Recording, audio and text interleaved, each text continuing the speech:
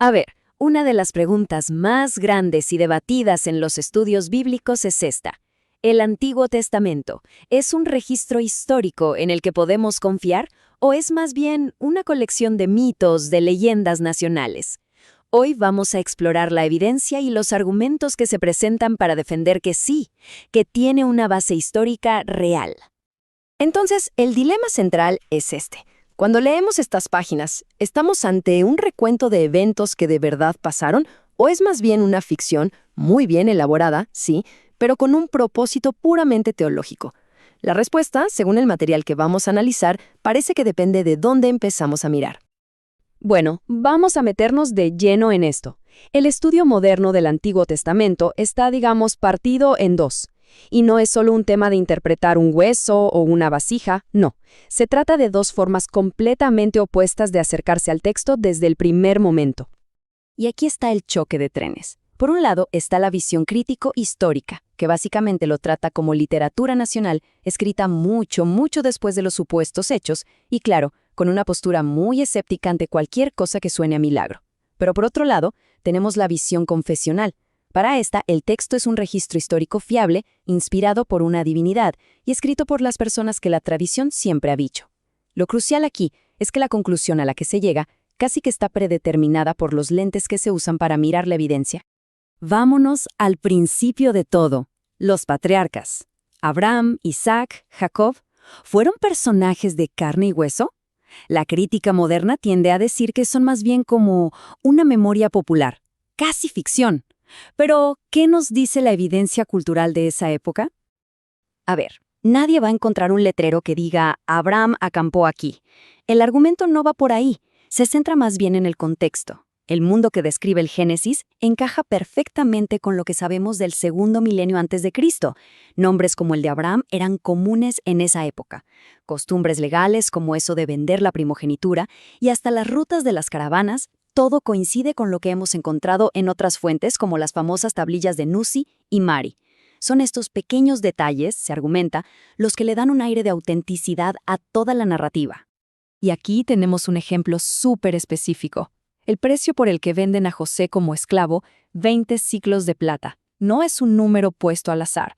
Resulta que coincide con las tablas de precios de esclavos que conocemos para esa región y para ese siglo en particular. Es un detalle económico muy preciso que parece anclar la historia en un momento histórico bien concreto. Ok, avanzamos en la línea de tiempo y llegamos a dos de los eventos más cruciales y la verdad más polémicos, el éxodo de Egipto y la conquista de Canaán.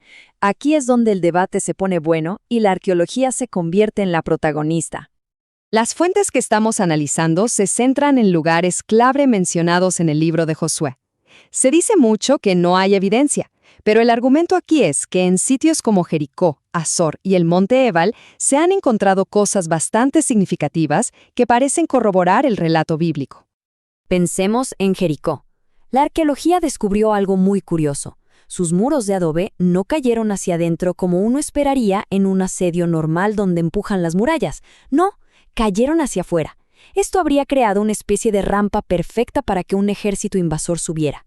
Y por si fuera poco, se encontró una capa de cenizas bien gruesa, lo que indica que la ciudad fue incendiada, justo como lo cuenta el libro de Josué. Ahora pasemos a Azor. El relato bíblico es muy específico aquí. Dice que de todas las ciudades que conquistaron en el norte, solo Azor fue quemada por completo. ¿Y qué creen? Los arqueólogos desenterraron una ciudad cananea inmensa, muy próspera para esa época, que fue destruida de forma violenta y sistemática por el fuego. La coincidencia es como mínimo llamativa. Bien, hablemos ahora del rey David. Durante mucho tiempo, la visión que predominaba en la crítica era que ese gran imperio de David y Salomón que describe la Biblia era pura exageración. Se decía que David, si es que de verdad existió, no fue más que un pequeño jefe tribal local. Y esta era la postura estándar en muchos círculos académicos. Como no había grandes monumentos o evidencia directa, la conclusión era fácil. La Edad de Oro de Israel debió ser una invención de escritores posteriores. Se decía, una y otra vez, que no había ni una sola mención de David fuera de la Biblia. Pero, Todo eso cambió de la noche a la mañana con un solo hallazgo, un pedazo de piedra que, literalmente, reescribió todo el debate.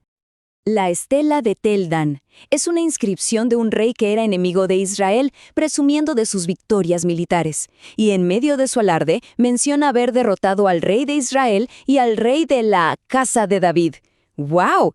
Esta fue la primera referencia fuera de la Biblia, contemporánea y confirmada, a la dinastía del rey David. Demostraba que 100 años después de su muerte, su reino era tan importante que sus enemigos lo conocían por el nombre de su fundador.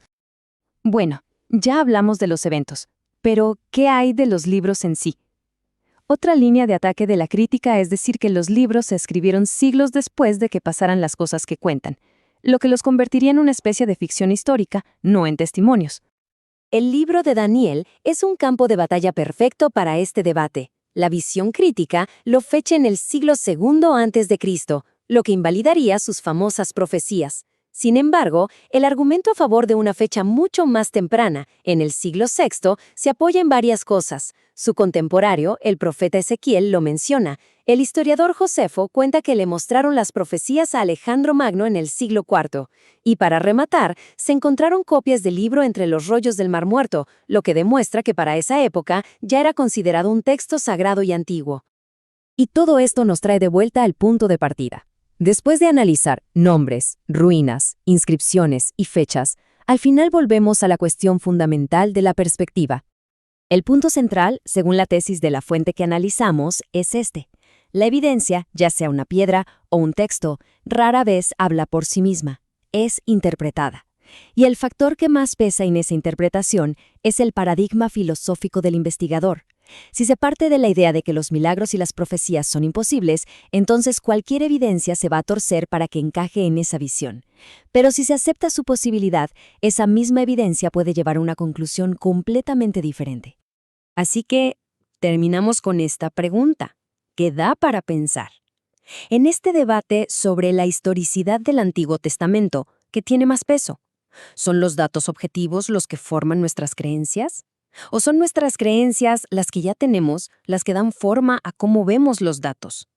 La respuesta a esa pregunta, bueno, define todo el debate.